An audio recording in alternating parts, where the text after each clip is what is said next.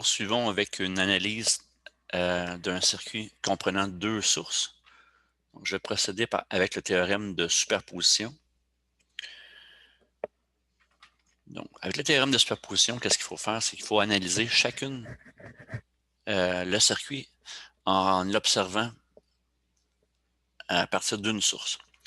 La deuxième source, je dois la court-circuiter. On va mettre un fil à la place et on va évaluer la résistance, l'équation de résistance vue de la source 1. Donc, qu'est-ce qu'elle voit, la source 1? Bien, elle voit la résistance 2 en série avec la résistance 3. Donc, si je regarde la résistance totale vue de la source 1, bien, qu'est-ce que j'ai? J'ai R2 en série avec R3. Et tout ça ici va être en parallèle avec R5, donc parallèle R5. Et tout ça en série avec R6. C'est un peu le même circuit là, ça ressemble beaucoup au circuit qu'on a vu là, pour le circuit mixte. Donc R6. Et tout ça va se retrouver en parallèle avec R1.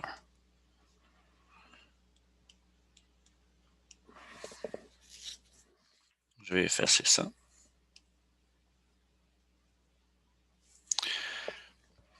Mais je vais conserver quand même le fil aux bornes de ma source. Donc, si je regarde R2 plus R3, mais ça me donne 3 kΩ. 3 kΩ parallèle avec R5 de 3 kΩ, deux résistances identiques. Ça me donne 1,5 kΩ, plus la résistance R6, qui est de 1 kg. Ça me donne donc 2,5 kΩ. Et tout ça en parallèle avec la 10 kg. Donc 2,5 parallèle à 10 kg.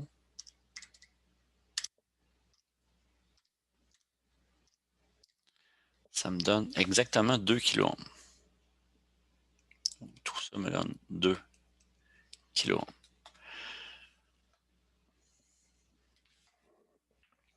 Le courant du circuit vu de la source 1, donc I total vu de la source 1, va me donner 5 volts sur 2 kΩ, c'est-à-dire 2,5 mA.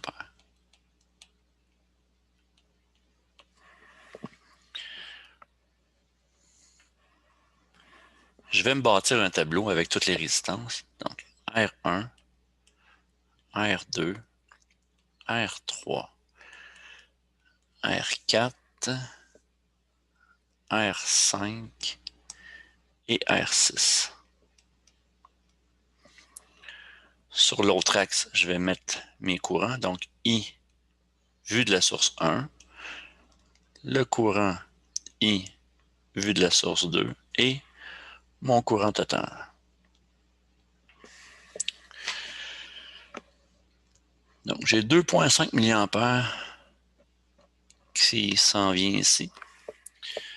J'ai un courant qui va aller vers la gauche ici, donc qui va descendre dans ma résistance R1. Et ce courant-là, ben, il est de 5 volts sur 10 kΩ, ce qui me donne un courant ici de 500 microampères.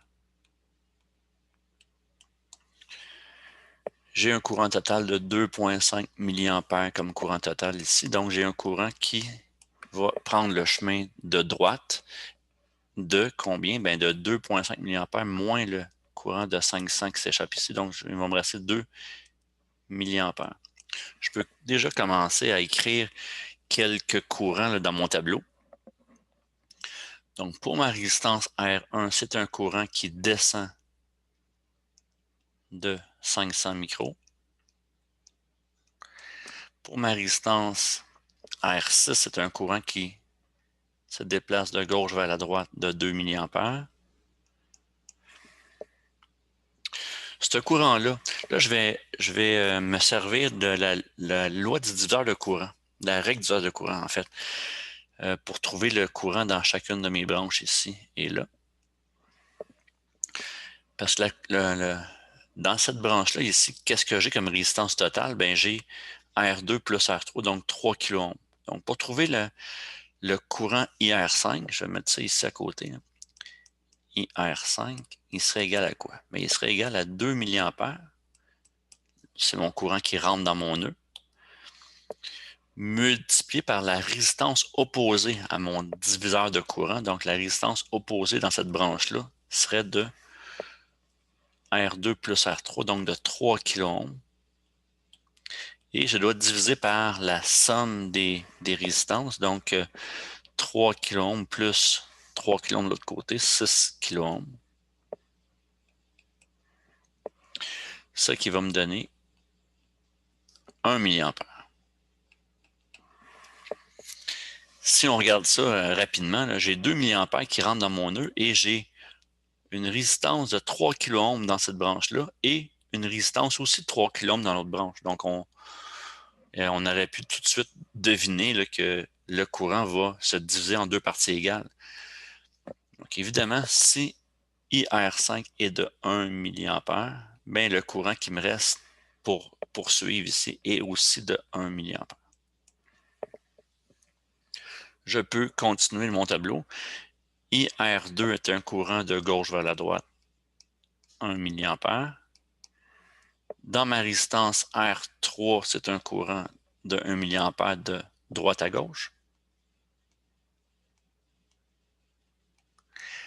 Dans ma résistance R4, R4, c'est la résistance.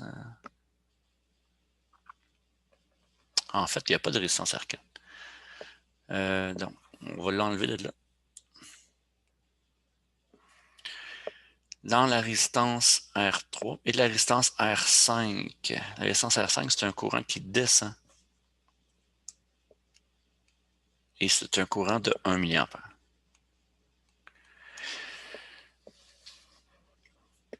Je peux effacer tout ça. Ben, pas mon tableau, mais tout ce qui me reliait à la source 1, je peux tout effacer ça et de recommencer avec la source 2. On a terminé l'analyse de la source 1. Pour la source 2, je dois court-circuiter ma source 1. C'est ce qu'on va faire à l'instant. On va la faire cette fois-ci en bleu. On circuite la source 1 et on analyse vue de la source 2. Si on court-circuite la source 1, on voit que le courant qui va être propagé par la source 2 ici, il va y avoir une partie du courant qui va aller vers le haut de la résistance R5. Il va y avoir une partie qui va poursuivre son chemin ici, mais il n'y aura pas de courant dans la résistance 1, étant donné le fil qu'on vient de lui mettre en parallèle. Donc, la résistance totale vue de la source 2 serait égale à quoi? Bien, on voit que ici, ce point-là, ici, touche maintenant à l'autre côté de la résistance à R6 à cause du fil. Et de l'autre côté, les résistances à R5 et R6 se touchent déjà. Donc, ça nous donne que R5 et R6 vont être en parallèle. On peut commencer par ça. R5 parallèle avec R6. Et tout ça ici va être en série finalement avec R2, puisque le courant doit passer à travers R3, à travers ma résistance équivalente ici qui est R5 parallèle à R6 et poursuivre son chemin à travers R2. Donc, ça me donne R2 plus R3 plus le R5 parallèle à R6. Je calcule R5 parallèle avec R6, c'est 3 kΩ en parallèle avec 1 kΩ.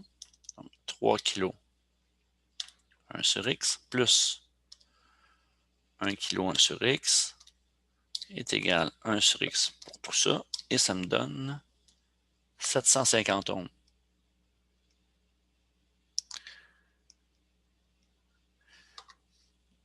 je peux tout de suite additionner les deux autres résistances, qui est de R2 plus R3. Ça me donne donc un total de 3,75 kΩ pour un courant total vu de la source 2 de 1 volt sur la résistance totale.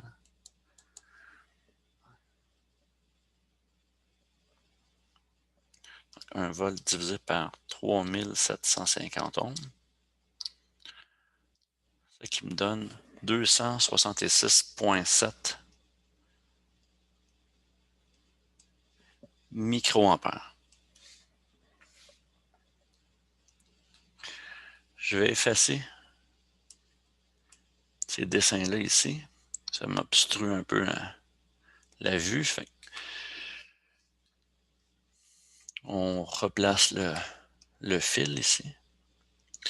J'ai 2,667 mA qui passe à travers R3.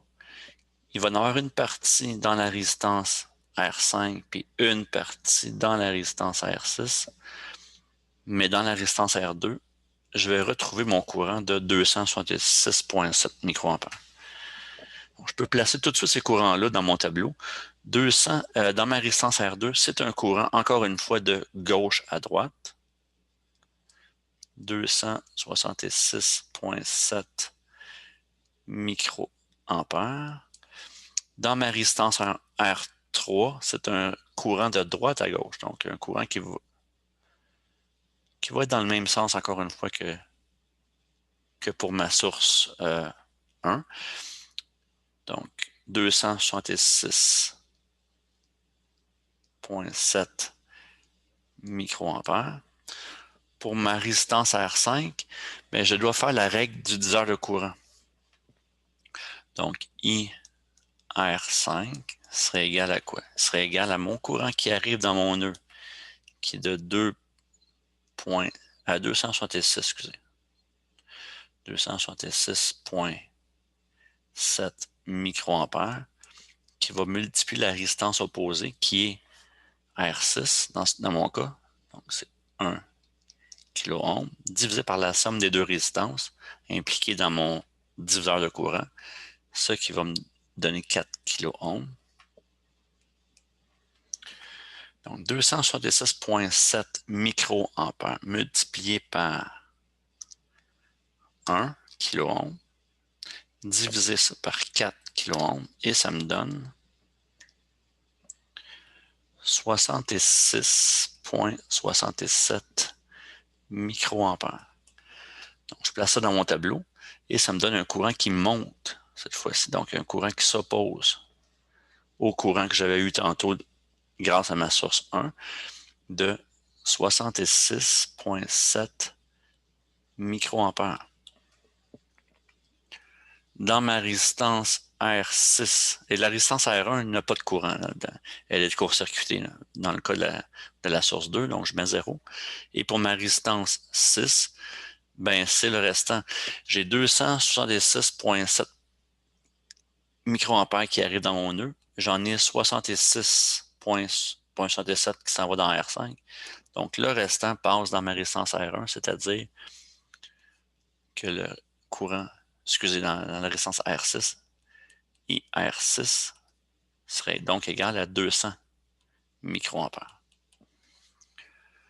Un courant qui passe de gauche à droite de 200 microampères.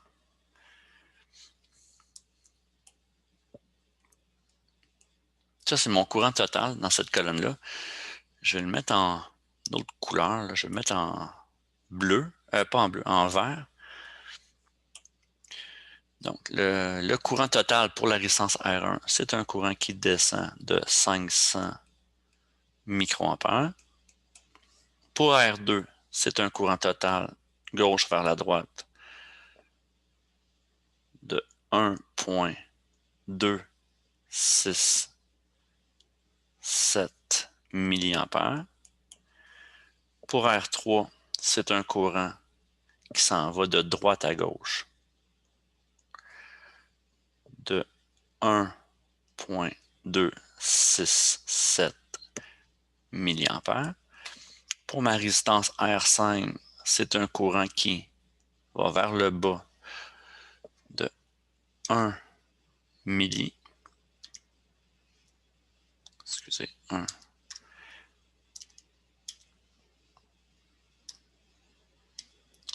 milli moins 66,7 micros.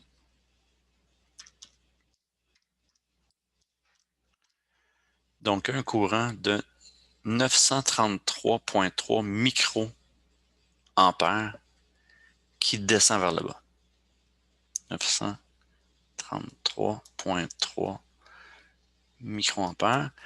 Et pour ma résistance R6, c'est un courant de gauche à droite de 2,2 milliampères. Je dois tout vérifier ça, ces courants-là. On va tout effacer ça ici, puis on va pouvoir vérifier nos courants qu'on a trouvés avec des équations de nœuds de courant de Kirchhoff.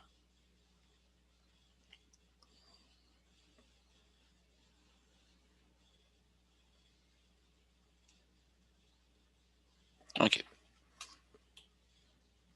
Là, on replace notre circuit original avec nos deux sources. Bon, pour la résistance R1, on a un courant qui descend. On va le mettre en vert. De 500 microampères. Pour la résistance R6, un courant qui passe de gauche à droite, 2,2 milliampères. Pour la résistance R5, j'ai un courant qui descend de 933,3 microampères.